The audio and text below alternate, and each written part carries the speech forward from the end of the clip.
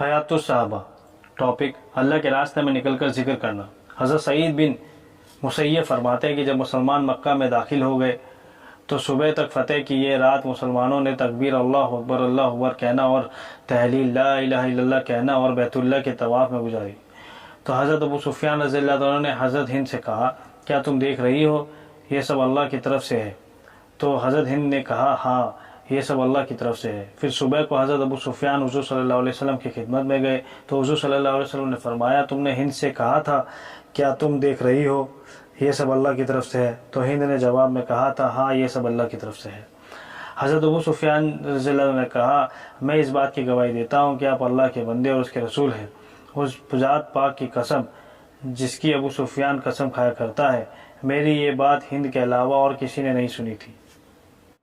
حضرت ابو موسیٰ اشعری رضی اللہ عنہ فرماتے ہیں کہ جب حضور صلی اللہ علیہ وسلم نے خیبر کی لڑائی کا پورا ارادہ فرما لیا، خیبر کے لیے چلنے لگے تو راستے میں لوگ گھاٹی میں پہنچ کر زور سے اللہ اکبر لا الہ الا اللہ پڑھنے لگے۔ تو حضور صلی اللہ علیہ وسلم نے فرمایا مسلمانوں اپنی جانوں پر نرمی کرو، ان میں خواہ مشقت میں نہ ڈالو، تم کسی بہرے یا غائب اور غیر موجود خدا کو نہیں پکار رہے ہو بلکہ تم ایسی ذات کو پکار رہے ہو جو سننے والی اور تم سے بہت قریب ہے اور وہ ہر وقت تمہارے ساتھ ہے۔ میں حضور صلی اللہ علیہ وسلم کی سواری کے پیچھے بیٹھا ہوا لا حول ولا قوت الا باللہ پڑھ رہا تھا۔ حضور صلی اللہ علیہ وسلم نے جب مجھے یہ پڑھتے ہوئے سنا تو مجھ سے فرمایا اے عبداللہ بن قیس، میں نے کہا لبیک یا رسول اللہ صلی اللہ علیہ وسلم۔ آپ نے فرمایا میں تمہیں جنت کے خزانے کا کلمہ بتا دوں؟ میں نے کہا ضرور بتائیں اے اللہ کے رسول صلی اللہ علیہ وسلم، میرے ماں باپ آپ پر قربان۔ آپ نے فرمایا یہ کلمہ لا حول ولا قوت الا باللہ ہے۔ حضرت جابر رضی اللہ عنہ فرماتے ہیں کہ جب ہم اوپر کو چڑھتے تھے تو اللہ اکبر کہتے تھے، جب ہم نیچے کو اترتے تھے تو سبحان اللہ کہتے تھے۔ حضرت ابن عمر رضی اللہ عنہ فرماتے ہیں کہ لڑائی میں جانے والے لوگ دو طرح کے ہوتے تھے، ایک تو وہ جو اللہ کے راستے میں نکل کر اللہ کا ذکر بہت کرتے تھے اور اللہ کا دھیان خوب کرتے اور چلنے میں فساد نہیں مچاتے اور اپنے ساتھیوں کی مالی مدد ہمدردی کرتے اور اپنا پسندیدہ اور عمدہ مال خرچ کرتے اور ان کو جتنا دنیا میں ملتا اس سے زیادہ وہ اس مال پر خوش ہوتے جسے وہ خرچ کرتے۔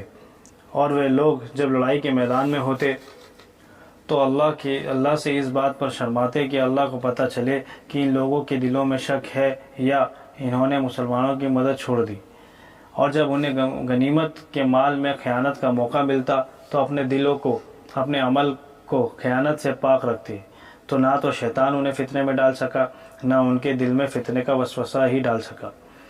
ایسے لوگوں کی وجہ سے اللہ اپنے دین کو عزت عطا فرماتے اور اپنے دشمن کو ذلیل کرتے۔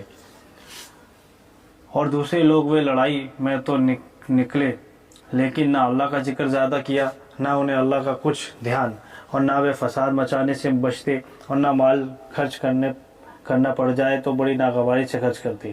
جو مال خرچ کرتے بھی تو اسے اپنے اوپر جرمانہ سمجھتے اور ایسی باتیں ان سے شیطان کہتا ہے۔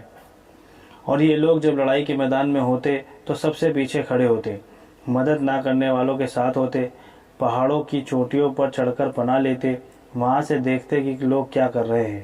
جب اللہ مسلمانوں کو فتح دے دیتے تو یہ سب سے زیادہ جھوٹ بولتے اور اپنے فرضی کارنامے بیان کرنے لگ جاتے۔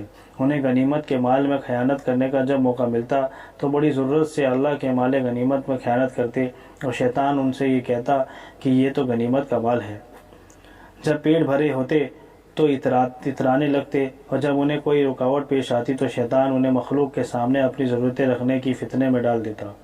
ان لوگوں کو مسلمانوں کے ثواب میں سے کچھ نہیں ملے گا، ہاں ان کے جسم مسلمانوں کے جسموں کے ساتھ ہیں اور انہی کے ساتھ چل رہے ہیں، لیکن ان کی نیتیں اور ان کے عمل مسلمانوں سے الگ ہے۔ قیامت کے دن اللہ ان کو اکٹھا فرمائیں گے، پھر ان دو طرح کے لوگوں کو الگ الگ کر دیں گے۔